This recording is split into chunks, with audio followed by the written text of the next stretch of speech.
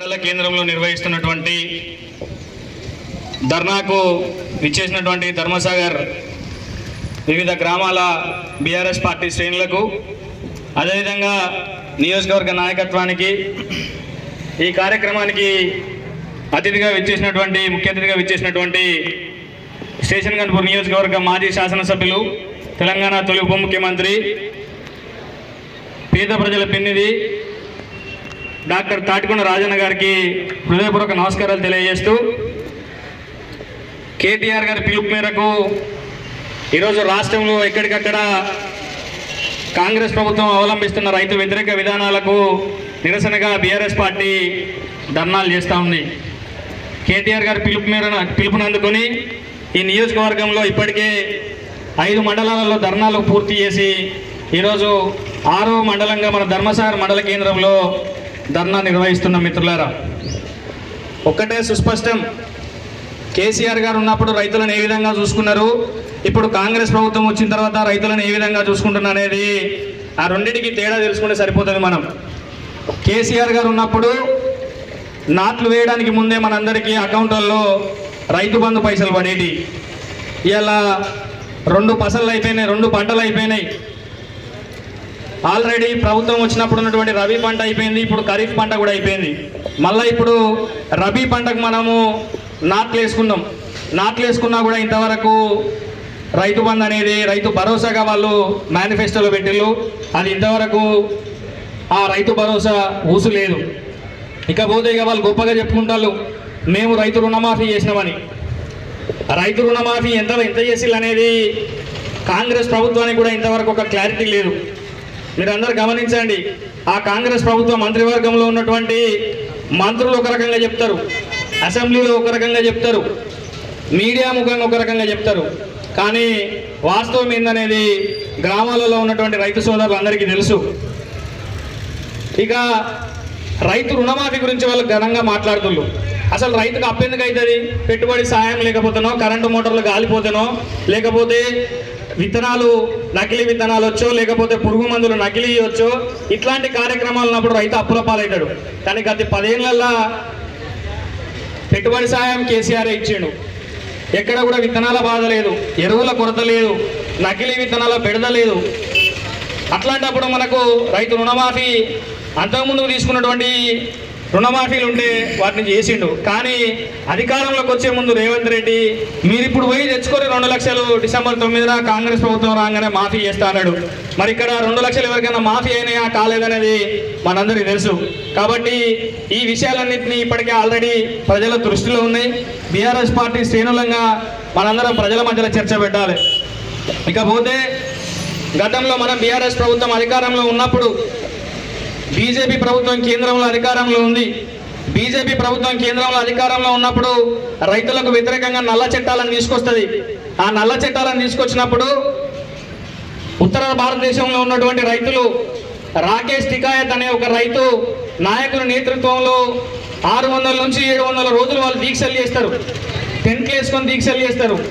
ఆ దీక్షల్లో చేస్తున్నప్పుడు, ఆ పోరాటాలు రైతు పోరాటాలు చేస్తున్నప్పుడు ఉత్తరప్రదేశ్లో ఒక కేంద్ర మంత్రి కొడుకు రైతుల మీదికి బండెక్కిస్తాడు. రైతు నిరసన ప్రదర్శన జరుగుతున్న సందర్భంలో ఒక కేంద్ర మంత్రి కొడుకు పోయి ఆ రైతు నిరసన ప్రదర్శన చేసి వాళ్ళ మీదికి బండ్లెక్కిస్తాడు. ఆ బండ్లలో అప్పుడు అక్కడ ఒక 4-5 రైతులు చనిపోతారు. అప్పుడు దేశంలో ఉన్నటువంటి ఏ రాజకీయ పార్టీ కానీ, ఏ ముఖ్యమంత్రి కానీ స్పందించడు. కానీ మన తెలంగాణ రాష్ట్రం నుంచి వెళ్ళి కేసీఆర్ గారు మాత్రం స్పందించి అక్కడ ఉన్నటువంటి రైతులకు కూడా ఎక్స్గ్రేషియా ఇచ్చిండు. ఇలా అప్పుడు అందరూ అన్నారు, అరే ఉత్తరప్రదేశ్లో రైతులకు ఎక్స్గ్రేషియా ఇచ్చడం అవసరమా అంటే, ఒక రైతుకు కష్టం వస్తే ఎట్లుంటుంది అనేది స్వయంగా కేసీఆర్ గారు రైతు కాబట్టి ఆయన ఉత్తరప్రదేశ్లో జరిగినటువంటి దుశ్చర్యను అప్పుడున్నటువంటి ఇప్పుడు ఏదైతే ప్రభుత్వంలోకి వచ్చిందో కాంగ్రెస్ ప్రభుత్వం అప్పుడు ప్రతిపక్షంలో ఉన్నది, కానీ అప్పుడు ఆ రైతుల మీద జరుగుతున్నటువంటి దాడులను తిప్పికొట్టడంలో కూడా కాంగ్రెస్ ప్రభుత్వం అప్పుడు ఫెయిల్ అయింది. కాబట్టి మిత్రులారా, కేసీఆర్ గారు ఎప్పటికీ రైతు పక్షపాతే, అది మనందరికీ తెలుసు. ఇది ఇక్కడ మన తెలంగాణ రాష్ట్రంలోనే కాకుండా భారతదేశంలో కూడా ఎక్కడన్నా రైతులకు ఆపద వచ్చినప్పుడు కేసీఆర్ గారు నిలబడతారనడానికి కేసీఆర్ గారు ఏదైతే ఉత్తరప్రదేశ్లో చనిపోయినటువంటి రైతులకు ఎక్స్గ్రేషియా ఇచ్చిండో అదే ఒక నిదర్శనం మిత్రులారా. కాబట్టి కాంగ్రెస్ ప్రభుత్వం ఇకనైనా తన యొక్క మోసపూరిత వైఖరులను ఏదైతే రైతు భరోసా పేరు మీద వేస్తానన్నారో 2 లక్షల వరకు రుణమాఫీ చేస్తానన్నాడో, వ్యవసాయ కూలీలను గుర్తించి వ్యవసాయ కూలీలకు 12,000 రూపాయలు ఇస్తానన్నారో, రైతు వడ్లకు క్వింటాల్కు 500 రూపాయలు బోనస్ ఇస్తానన్నాడో అవన్నీ తక్షణమే అమలు చేయాలి. అమలు చేయకపోతే రానున్న స్థానిక సంస్థల ఎలక్షన్లలో నీకు ప్రజలు బుద్ధి చెప్పడానికి సిద్ధంగా ఉన్నారు. ఆ ప్రజలను చైతన్యవంతం చేయడానికి ఇక్కడ బీఆర్ఎస్ పార్టీ సిద్ధంగా ఉన్నదనే విషయాన్ని మేము గుర్తు చేస్తా ఉన్నాం. ఇకపోతే మన గన్పూర్ నియోజకవర్గ విషయానికి వద్దాం. గన్పూర్ నియోజకవర్గంలో మనందరికీ తెలుసు 2023లో ఎలక్షన్స్ జరిగిన 24లో ఎలక్షన్ జరిగినప్పుడు బీఆర్ఎస్ ప్రభుత్వము కడియం శ్రీహరి గారికి టికెట్ ఇచ్చింది. కడియం శ్రీహరి గారిని ఇక్కడ ఉన్నటువంటి మన ఎమ్మెల్యే డాక్టర్ తాటికొండ రాజయ్య గారు, అదేవిధంగా మన ప్రాంతానికి సంబంధించినటువంటి ఎమ్మెల్సీ పల్లా రాజేశ్వర రెడ్డి గారు దగ్గరుండి వారిని గెలిపించారు. గెలిపియంగానే ఆయన గెలవంగానే కాంగ్రెస్లోకి వెళ్ళిపోయాడు. సరే పోతే పోని, మనకు అవసరం లేదు. కానీ గత 10 సంవత్సరాలలో రాజయ్య సార్ కానీ పల్లరాజేశ్వర రెడ్డి సార్ కానీ చేసినటువంటి పనులు నేను చేసిన అని ఇప్పుడు సిగ్గు లేకుండా చెప్పుకుంటాను. అది మీకు కరెక్ట్ కాదు. మీ స్థాయికి కడియం శ్రీహరి గారి స్థాయికి బీఆర్ఎస్ ప్రభుత్వంలో చేసినటువంటి పనులు ఇలా నేను మాత్రమే చేసిన అని చెప్పుకోవడం అనేది మీకు చాలా సిగ్గుసేటు. దానికి ఉదాహరణలు చెప్తా. నిన్నగాక మొన్న గన్పూర్ నియోజకవర్గానికి సంబంధించినటువంటి గన్పూర్ మండలానికి సంబంధించినటువంటి బెల్లి వెంకన్న ఆయనే ఏమని మాట్లాడతాడంటే పల్లరాజేశ్వర రెడ్డి చిల్లర రాజకీయాలు మానుకో అని చెప్పేసి ప్రెస్ మీట్ పెడతాడు. ఆ ప్రెస్ మీట్ పేపర్లు మీరు అందరూ చూడండి. 100 పడకల ఆసుపత్రిని ఎమ్మెల్యే కడియం శ్రీహరి తీసుకొచ్చారు. రైస్ మిల్లర్స్ అసోసియేషన్ రాష్ట్ర ఉపాధ్యక్షుడు బెల్లి వెంకన్న అని పేపర్ స్టేట్మెంట్ ఇస్తారు. మరి 100 పడకల ఆసుపత్రి ఎవరు తీసుకొచ్చిళ్ళు, ఎవరి హయాంలో వచ్చిందనేది విషయాలు స్పష్టంగా తెలుసుకుంటూ అయిపోతుంది కదా.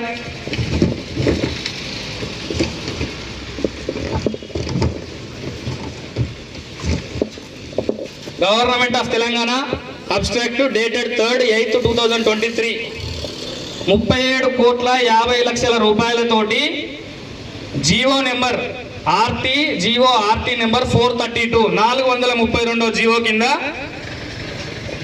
3వ తారీఖు 8వ నెల ఆగస్టు 2023లో అప్పుడు ఎమ్మెల్యే ఎవరు? మన నియోజకవర్గానికి ఎమ్మెల్యే ఎవరు? డాక్టర్ రాజయ్య గారు. అప్పుడు ఉన్నటువంటి వైద్య ఆరోగ్య శాఖ మంత్రి హరీష్ రావు గారి దగ్గరికి 30 పడకల ఆసుపత్రిని 100 పడకల ఆసుపత్రిగా అప్గ్రేడ్ చేయండి అని చెప్పేసి అనేక మార్లు వినతి పత్రాలు సమర్పిస్తే దాన్ని 3వ తారీఖు 8వ నెల 2023 జీవో ఆర్టీ నెంబర్ 432 ద్వారా 37,50,00,000 రూపాయలు మంజూరు చేసి దీన్ని 100 పడకల ఆసుపత్రిగా అప్గ్రేడ్ చేసిరు. ఇక దీన్ని వాళ్ళు నిన్న ఎంత విచిత్రం అంటే ఈ జీవో దొంగ జీవోనట. కొంచెమైనా సిగ్గుశరం ఉండాలి కదా. దొంగ జీవో అననీకి కొంచెమైనా సిగ్గుశరం ఉండాలి కదా. బెల్దెంకన్నా నువ్వు చదువుకున్నావా లేకపోతే ఏంటిది నీ పరిస్థితి? ఇక ఆయన చెప్తాడు కదా మేము ఇంకో జీవో తెచ్చినాము, ఇది ఉత్తుత్తి జీవో, మేము పనిచేసే జీవో తెచ్చినాము అంటాడు. సరే ఆయన తెచ్చిన జీవో కూడా చూద్దాం. ఆయన తెచ్చిన జీవో ఏంటంటే 20వ తారీఖు 1/2025 మొన్న. దీంట్లో క్లియర్ ఇక్కడ ఫస్ట్ కాలంలో రాసిండు reference GO RT number 432 dated 3rd 8th 2023. అంటే ఏదైతే రాజయ్య సార్ గారు ఎమ్మెల్యేగా ఉన్నప్పుడు శాంక్షన్ చేసినటువంటి జీవో కాపీని ఇక్కడ రెఫరెన్స్ ఇచ్చిండు కదా. ఆ రెఫరెన్స్ను తీసుకుంటేనే కదా నువ్వు తెచ్చిన జీవోకు వాల్యూ ఉన్నది.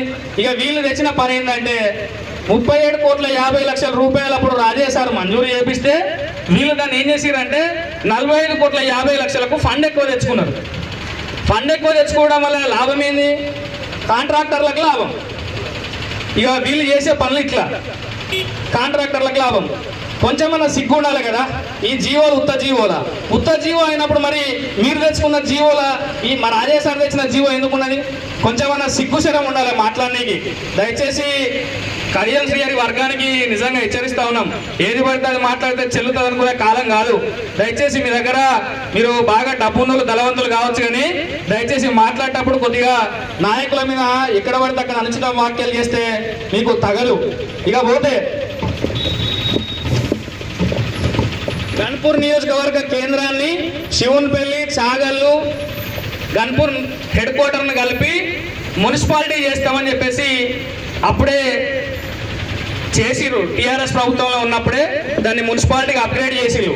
కానీ అప్పుడు మున్సిపల్ శాఖ మంత్రులైనటువంటి కేటీఆర్ గారికి డాక్టర్ తాటికొండ రాజయ్య గారు 12/4/2023 నాడే లెటర్ రాసిండు. ఇవో doctor Tatikonda Rajaiah MLA letter pad to KT Taraka Rama Rao honourable industries for municipal administration and urban. ఈ రిప్రజెంటేషన్ దీన్ని అప్గ్రేడ్ చేయాలి. ఏదైతే మున్సిపాలిటీగా అప్గ్రేడ్ కావాల్సినటువంటి గన్పూరు, శివునిపల్లి, చాగల్ని కలిపి మున్సిపాలిటీ చేయాలని చెప్పేసి లెటర్ రాసిండు. ఈ లెటర్ రాసిన తర్వాత దీన్ని ఏం చేసిండు కేటీఆర్ గారు, అప్పుడు ఉన్నటువంటి మున్సిపల్ శాఖకు పంపించిండు. మున్సిపల్ శాఖ director N Satyanarayana IAS, government of Telangana municipal administration, వీళ్ళు ఏం చేస్తారంటే to the collector district magistrate Jangaon జిల్లా కలెక్టర్కు మళ్ళా లెటర్ పెడతారు. ఏమని, I invite your attention to the reference cited where the gout while enclosing the copy of representation Dr. Tatikonda Rajaya MLA and former Deputy CM Ganpur Assembly Constituency requested to examine the matter and furnish the detailed report of gout for taking further necessary actions in the matter. గన్పూర్ను municipality చేయాలని upgradation చేసింది doctor Tatikonda Rajaiah garu. KT Ramarao గారికి letter పెడితే Satyanarayana IAS గారు అప్పటి జనగాం జిల్లా కలెక్టర్కు ఈ విషయాన్ని ఎగ్జామిన్ చేయండి, దీని మీద డీటెయిల్డ్ రిపోర్ట్ ఇవ్వండి అని చెప్పి ఈ రిపోర్ట్ తీసుకున్న తర్వాత మనది అప్పుడే మన ప్రభుత్వం అధికారంలో ఉన్నప్పుడే మున్సిపాలిటీగా అప్గ్రేడ్ చేసింది. అప్గ్రేడ్ చేసిన తర్వాత ఇప్పుడు సిగ్గు లేకుండా వీళ్ళు గన్పూర్ను మున్సిపాలిటీ చేసింది మేము అని చెప్పేసి ఇలా సిగ్గు లేకుండా చెప్పుకుంటా ఉన్నారు. మీకు కొంచెమన్నా విఘ్నత ఉండాలి. సరే, మా రాజయ్య సార్ చేసిందంటే మీరు ఒప్పుకుంటారు కదా. మరి మీ సార్ అంతకుముందు ఉప ముఖ్యమంత్రిగా ఉండేగా. 2014 నుంచి 18 వరకు తెలంగాణ ప్రభుత్వంలో ఉప ముఖ్యమంత్రి ఉండే కదా. మరి అప్పుడు చేయడంగా నీకు ఎవడన్నా అడ్డమ్మన్నాడా? కడియసేరి ఉప ముఖ్యమంత్రి ఉన్నప్పుడు నీకు ఎవడన్నా అడ్డమ్మన్నాడా? ఉప ముఖ్యమంత్రి ఉంటివి, విద్యాశాఖ మంత్రిగా ఉంటివి, అప్పుడు డిగ్రీ కాలేజ్ శాంక్షన్ చేయించే సాధ కాదు. తెలంగాణ ఏర్పడక ముందుకు కూడా ఉమ్మడి ఆంధ్రప్రదేశ్లో కూడా విద్యాశాఖ మంత్రిగా పనిచేసినావు. అప్పటిదాకా నీకు గన్పూర్ డిగ్రీ కాలేజ్ గుర్తురాలే. ఈ గన్పూర్ నియోజకవర్గంలోకి వెళ్ళి 4 సార్లు ఎమ్మెల్యే అయినావు కదా, ఒకసారి ఎమ్మెల్సీ అయినావు కదా, ఒకసారి ఎంపీ అయినావు కదా, 2 సార్లు మంత్రులు ఉమ్మడి ఆంధ్రప్రదేశ్ ఉన్నప్పుడే చేసినావు కదా. తెలంగాణ ఏర్పడిన తర్వాత కూడా విద్యాశాఖ మంత్రిగా చేసినావు కదా. అప్పుడు మరి గుర్తురాలే విద్యాశాఖ డిగ్రీ కాలేజ్. మళ్ళా డాక్టర్ తాటికొండ రాజయ్య గారు గంగుల కమలాకర్ అప్పుడు ఎవరైతే బీసీ వెల్ఫేర్ మినిస్టర్ ఉన్నారో బీసీ వెల్ఫేర్ మినిస్టర్ తోటి మాట్లాడి మనకు BC residential degree college sanction చేయించిండు. ఇన్ని శాంక్షన్ చేస్తే ఇలా సిగ్గు లేకుండా ఇవన్నీ మేం చేసినామని చెప్పుకుంటారా? కొంచెమని ఉండాలి కదా మీకు. ఏది పడితే అది మాట్లాడితే చెల్లే రోజులు కావు. ఇక నిన్న ధర్మపురానికి పోతాడు కడియం శ్రీయర్ గారు. ధర్మపురానికి మల్లపల్లి పోయి 104 కోట్ల అభివృద్ధి పనులు నేనే అప్పుడు శాంక్షన్ చేయించిన. అక్కడ వేలేరు మండలం నుంచి ధర్మసాగర్ నుంచి వంగాలపల్లి, ధర్మాపురము, మల్లపల్లి, వెంకటాపూరు ఈ గ్రామాలకు లిఫ్ట్ ఇరిగేషన్ ద్వారా నీళ్లు తీసుకొస్తా అని చెప్పేసి నేనైతేనే ఈ 2 సంవత్సరాల చెరువులు నింపుతా అంటాడు. ఇక నిన్న విచిత్రం ఇంకేం మాట్లాడతానంటే, నేను ఆల్రెడీ చివరిసారిగా నా ఎన్నికలని చెప్తే మీరు నా మాట మన్నించి నన్ను గెలిపించిర్రు. కానీ గెలిపించినాక నేను ఈ పూర్తి టైం ఉండలేను. నేను ఈ 2 సంవత్సరాల తర్వాత నేను ఎలక్షన్లకు వస్తా. కానీ నేను ఉన్నప్పుడు మాత్రం ఈ చెరువు నీళ్లు నింపుతా అంటాడు. మరి అంతకుముందు కూడా నువ్వేం పదవి లేకుండా లేవు కదా, ఎమ్మెల్సీ ఉన్నావు కదా. 2018 నుంచి 2023 వరకు ఎమ్మెల్సీగానే ఉంటివి. 2014 నుంచి 2018 వరకు ఎమ్మెల్సీగా ఉంటే ఉప ముఖ్యమంత్రిగా ఉంటివి. మరి అప్పుడు చేయంగా నేను ఎవరటం అనుకున్నారు? ఏది పడితే అది మాట్లాడితే కరెక్ట్ కాదు. దయచేసి ప్రజలు పల్లరాజశేఖర గారిని ఇలా బెల్దేంకర్ అంటాడు చిల్లర రాజకీయాలు. మీ నాయకుడు చేసేది చిల్లర పనులు, మీరు చేసేది చిల్లర పనులు. కొంచెమన్నా సిగ్గుశరం ఉండాలి. ఎంపీ ఎలక్షన్స్ టైంలో రాజారంలో చిన్నపెండల దగ్గర ర్యాలీ జరుగుతూ ఉంటే రాజారానికి సంబంధించినటువంటి ఒక నాయకుడు, వాళ్ళ వర్గానికి చెందినటువంటి నాయకుడు మనుషుల మీదకి బండి పోనిస్తాడు. మీరు చేసేది చిల్లర పనులు. దయచేసి ఏది పడితే అది మాట్లాడితే అవాకులు చెవాకులు పేలితే ఇక్కడ ఎవరు ఊరుకోవడానికి సిద్ధంగా లేరు. మిత్రులారా, మీకు ప్రజల అవకాశం ఇచ్చి పని చేసుకోవాలి, కానీ ఇతరుల పనిని తమ ఖాతాలు వేసుకుంటామంటే ఇది మీకు తగదు. దయచేసి ఇక్కడ ఉన్నటువంటి మన బీఆర్ఎస్ పార్టీ శ్రేణులందరికీ కూడా ఈ గన్పూర్ నియోజకవర్గానికి డాక్టర్ రాజన్న చేసిన సేవ అంతా ఇంత కాదు. తను నియోజకవర్గంలో ఉన్నప్పుడే 30 పడకల ఆసుపత్రిని 100 పడకల ఆసుపత్రిగా మార్చిండు. జనరల్ బీసీ రెసిడెన్షియల్ డిగ్రీ కాలేజీని శాంక్షన్ చేయించిండు. 104 కోట్లు ఏదైతే ఎత్తున్న ప్రాంతాలకు వేలేరు మండలానికి ధర్మసాగర్ మండలానికి సంబంధించినటువంటి లిఫ్ట్ ఇరిగేషన్ పనులు పల్లారాజశేరెడ్డి సార్ గారి సహకారంతో అప్పుడు 104 కోట్లు శాంక్షన్ చేయించిండు. శాంక్షన్ చేయించిన వెంటనే పనులు స్టార్ట్ అయ్యాడు. జియో వచ్చిన తర్వాత టెండర్ కావాలి, టెండర్ అయిన తర్వాత ప్రొసీడింగ్ రావాలి. ఇవన్నీ ఏం తెలియకుండా నిన్న గ్రూపులలోగా ఏది పడుతుంది ఉత్తుత్తి జీవోలకు ప్రణాళిక ఉంటుందట, అంకిత భావం ఉంటుందట. అంకిత ఏంటిది, భావం ఏంటిది? జీవోలకు అంకిత భావం ఉంటుంది. ఎక్కడన్నా గవర్నమెంట్ నుంచో జీవో వచ్చిందంటే పని స్టార్ట్ అవుతుంది, దానికి టెండర్ పిలుస్తారు, దానికి ఇంజనీరింగ్ డిపార్ట్మెంట్ వాళ్ళు, కన్సర్న్ డిపార్ట్మెంట్ వాళ్ళు దాన్ని ఫాలో అప్ చేస్తారు. జీవో శాంక్షన్ చేయించడం వరకే ఏదైతే మన నాయకులు, రాజకీయ నాయకుల బాధ్యత. తర్వాత దాన్ని ఫాలో అప్ చేయాలి పని ఇంతవరకు వచ్చిందని. ఈ ఏం తెలియకుండా ఉట్టుగానే అవాకులు చెవాకులు పేల్తామంటే ఇది కరెక్ట్ కాదు. దయచేసి మన గన్పూర్ నియోజకవర్గంలో మరీ ముఖ్యంగా మన ధర్మసాగర్ బీఆర్ఎస్ పార్టీ మండల శ్రేణులందరికీ ఒక విజ్ఞప్తి ఏంటంటే, మనం చేసిన పనులు, మన నాయకుడు డాక్టర్ తాడికొండ రాజయ్య గారు చేసినటువంటి పనులు ప్రజలలో చర్చ పెడదాం. 100% అవి మనం చేసినే, కానీ వాళ్ళు సిగ్గు లేకుండా వాళ్ళు తమ ఖాతాలు వేసుకుంటారు. అట్లాంటి దుష్ప్రచారాలను తిప్పికొట్టాల్సినటువంటి బాధ్యత మన మీద ఉన్నది. తప్పకుండా ఈ నియోజకవర్గానికి పక్కా ఉప ఎన్నికలు వస్తున్నాయి. తప్పకుండా మనందరం సిద్ధంగా ఉండాలి. బీఆర్ఎస్ పార్టీ ఇప్పటికే కేసీఆర్ గారు ఎంపీ ఎలక్షన్స్ టైంలో వచ్చినప్పుడు అప్పుడే అనౌన్స్ చేసిండు, డాక్టర్ రాజయ్య గారు ఈ గన్పూర్ నియోజకవర్గానికి ఉప ఎన్నికలు రాక తప్పవు, మళ్ళీ మన రాజయ్య ఎమ్మెల్యే కాక తప్పదని చెప్పేసి ఆల్రెడీ కేసీఆర్ గారు ఉప ఎన్నికల సందర్భంలోనే అనౌన్స్ చేసిండు. కాబట్టి ఇప్పుడు మనందరం సిద్ధంగా ఉండాల్సినటువంటి అవసరం ఉంది. కాబట్టి మనందరం ఈ విషయాలను ప్రజలలో చర్చ పెట్టాల్సినటువంటి బాధ్యత మనందరి మీద ఉందని చెప్పేసి తెలియజేస్తూ, నాకు ఈ అవకాశం ఇచ్చినటువంటి ధర్మసాగర్ మండల పార్టీకి హృదయపూర్వక ధన్యవాదాలు తెలియజేస్తూ ముగిస్తా ఉన్నా.